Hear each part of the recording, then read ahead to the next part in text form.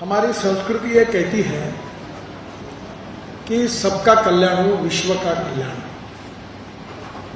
दूसरी बात वसुधैव कुटुंबकम, ये बात कहते हैं। हम यही कहते हैं कि सबका कल्याण हो, सबको अच्छा स्वास्थ्य प्राप्त हो। और इसलिए हमारे देश में इतिहास, संस्कृति और विरासत से हमारा आयुर्वेद है, हमारा योग विज्ञान है, उसके साथ न्यूरोपैथी है, कैरोपैथी है, एस्ट्रोपैथी है, ऐसे अनेक प्रकार की हमारी संस्कृति और इतिहास से जुड़ी हुई पैथीज है। पर जिस प्रकार से भैया जी ने भी बताया कि एलोपैथी को सर्वोच्च प्राथमिकता मिली और इसलिए अल्टरनेटिव पैथीज को जितना महत्व मिलना चाहिए था उतना नहीं मिला। वास्तविक रूप से जो लजपत राय जी ने ये जो विज्ञान है या इसका संस्कार, इसका प्रशिक्षण अनेक शिष्यों को दिया और राम गोपाल जी भी उनमें से एक है कि उन्होंने आशीर्वाद भी दिया और ये पैथी का नॉलेज भी दिया। पर इसमें खुशी की बात यह है कि मैं अक्सर राम गोपाल जी को कहता था कि तुम सरकार के पास मत जाओ, तुम लोगों को मत बोलो, तुम्हारे चमत्कार के बिना कोई नमस्कार नहीं करता। जब तुम होगा तो दुनिया में वैसे ही जोड़ने का है। और अभी स्किल डेवलपमेंट में भारत सरकार ने उनके इस पैथी को रिकॉग्नाइज भी किया। 1000 से ज्यादा प्रशिक्षक तैयार हुए और सबसे बड़ी बात है कि पूरे देश भर में से अनेक पेशेंट जो ग्रस्त है अपने विकारों से, वो आते हैं, उनकी ट्रीटमेंट होती है, उनको आराम मिलता है और वो इसका प्रसार करते हैं। और यही विशेषता है कि जो कंक्रीट बेस के आधार पर ये आरोग्य पीठ खड़ा है। मुझे और एक बात लगती है कि सबसे पहले हम यही प्रार्थना करते कि सबको अच्छा स्वास्थ्य लाभ हो। तो मुझे याद है एक संस्कृत का सुभाषित है, आकाशात पतितम तोयम यथा गच्छति सागरम सर्वदेव नमस्कारम केशवम प्रति गच्छति। जैसे आसमान में से पानी गिरता है और वो पानी जिस प्रकार से नदी नालों को मिलकर अंततोगत्वा सागर को मिल जाता है, वैसे उसी प्रकार से किसी भी भगवान को नमन करने से अंतिमतः हमारा नमस्कार केशव को यानी भगवान को मिल जाता है। और यही बात विवेकानंद जी ने शिकागो के अपने भाषण में कही थी कि उन्होंने ये कहा था कि मेरा भगवान श्रेष्ठ है ये कहने के लिए आपके पास नहीं आया, मैं ये कहने के लिए आपके पास आया हूं कि जिस भी भगवान पर आपका विश्वास है वो भगवान श्रेष्ठ है। और अंतिमतः आप जिस भी भगवान की भक्ति करोगे तो अंतिमतः आपका नमस्कार वो जो भगवान है वो एक ही है, उसको मिलेगा। और इसलिए कौन सी पैथी है, आयुर्वेदिक है, यूनानी है, होम्योपैथी है, योग विज्ञान है या और न्यूरोपैथी है, न्यूरोथेरेपी, ये अलग अलग प्रकार की बातें हैं। पर समय के साथ दो बातें जरूरी थी कि इसके ऊपर रिसर्च होने की आवश्यकता है, इसको स्टैंडर्डाइज करने की आवश्यकता है। मैं अक्सर एक बात को दोहराता हूं कि innovation, entrepreneurship, science, technology, research, skill and successful practices, we name it as knowledge and conversion of knowledge into wealth is the future. उसी प्रकार से हमारा आयुर्वेद हो, हमारा योग विज्ञान हो, सुदर्शन क्रिया हो, हमारे जो प्रकार के अनेक प्रयोग है जो इतिहास, संस्कृति और विरासत से साधु संतों ने हमको विरासत में दी है, उसके ऊपर रिसर्च होने की आवश्यकता है। उसका स्टैंडर्डाइजेशन, उसका कोडिफिकेशन, उसका रिसर्च रिपोर्ट और फिर एप्रोप्रिएट एजेंसी से उसको सर्टिफाई करना। और मुझे खुशी है कि मैंने आज ही सुबह उनको कहा कि जो पेशेंट आपके पास आए हैं वो आने के पहले उनकी स्थिति क्या थी और ट्रीटमेंट के बाद उनकी स्थिति क्या थी, इसकी केस स्टडी, उसका किताब निकाले, उसकी फिल्म निकालिए, उसका वीडियो फिल्म निकालिए, और उनको जो फायदा होगा वही बात लोगों में क्रेडिबिलिटी और गुडविल इस विज्ञान के बारे में बढ़ाई गई। और मुझे बहुत खुशी है कि उन्होंने इसमें काफ़ी रिसर्च भी किया और लगातार कर रहे हैं, और उसको उन्होंने प्रशिक्षक के रूप में एक लॉन्ग टर्म कोर्स और शॉर्ट टर्म कोर्स जिसका सिलेबस प्रकाशित किया वो भी तैयार किया है।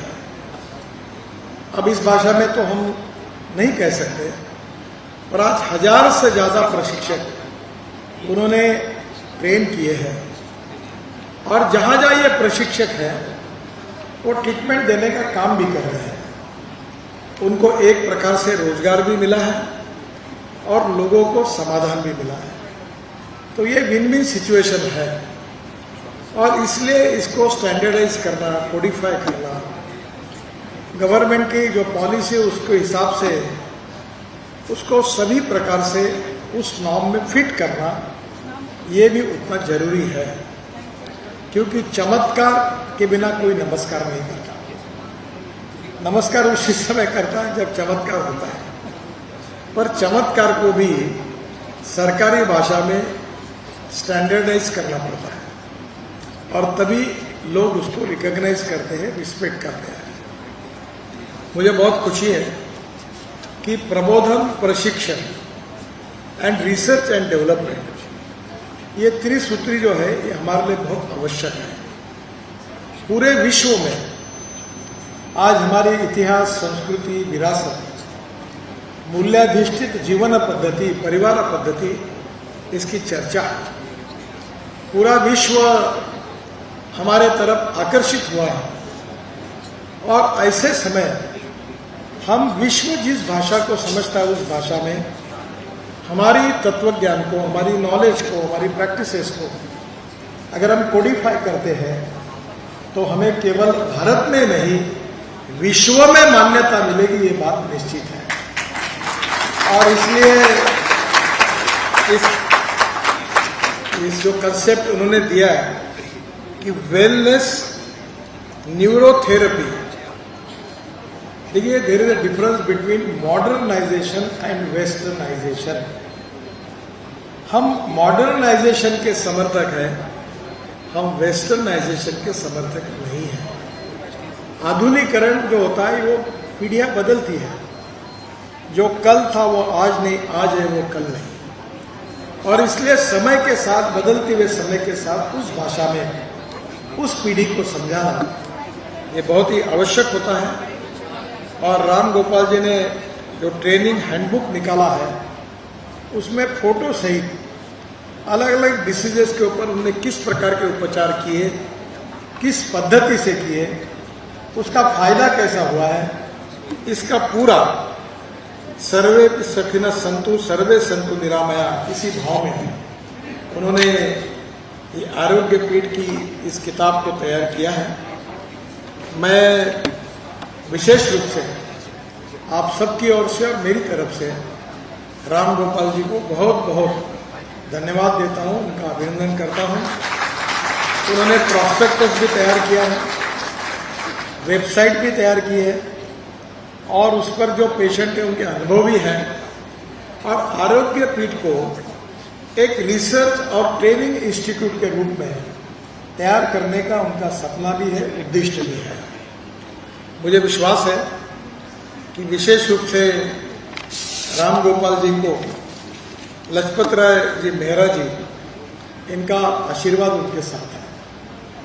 उन्होंने इसकी शुरुआत की, उन्होंने इसको विकसित किया, और विकसित करके राम गोपाल जी जैसे अपने शिष्यों के पास उसको सौंपा। उन्होंने उसमें और अध्ययन किया, रिसर्च किया, प्रयोग किए, और उसके आधार पर ये जनता को, सर्वसामान्य लोगों को कोई भी साइड इफेक्ट्स न होते हुए एक अच्छे परिणाम इससे मिल रहे हैं।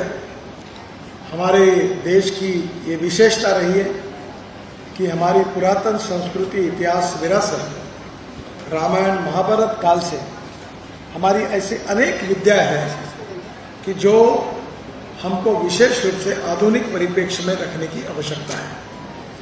शायद आप में से अनेक लोगों को पता नहीं होगा कि हमारे वेदों पर और आयुर्वेद के ऊपर हमसे ज्यादा रिसर्च जर्मनी में हो रहा है। अब वहां के लोग उसको रिकॉग्नाइज करते हैं, पर हमारे देश में उससे और ज्यादा प्रयास करने की आवश्यकता है। मुझे बहुत खुशी है कि हमारी परंपरागत ये जो एक प्रकार की वैश्विक विज्ञान है, उसको राम गोपाल जी ने मॉडर्न कंसेप्ट में डालकर ये जो प्रॉस्पेक्टस और उसके साथ साथ वेलनेस न्यूरो थेरेपी के रूप में आपके सामने प्रेजेंट किया है, वो जनता को एक नई दृष्टि देगा, विजन देगा, इसको और पॉपुलर करेगा और लोगों को इसका फायदा मिलेगा।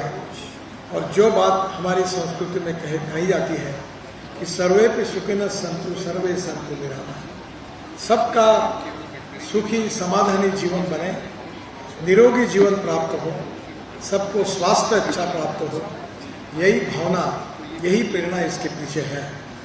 आखिर में एक ही बात कहूंगा कि कौन से माध्यम से आराम पड़ा ये महत्व नहीं है, पर पेशेंट को आराम पड़ना चाहिए, ये सबसे आवश्यक है। गरीब से गरीब व्यक्ति व्याधि से त्रस्त होता है और उसको साइड इफेक्ट्स न होते हुए इससे जब समाधान मिलता है, उसको स्वास्थ्य को लाभ मिलता है, तो एक प्रकार से ये ईश्वरीय सेवा ही है।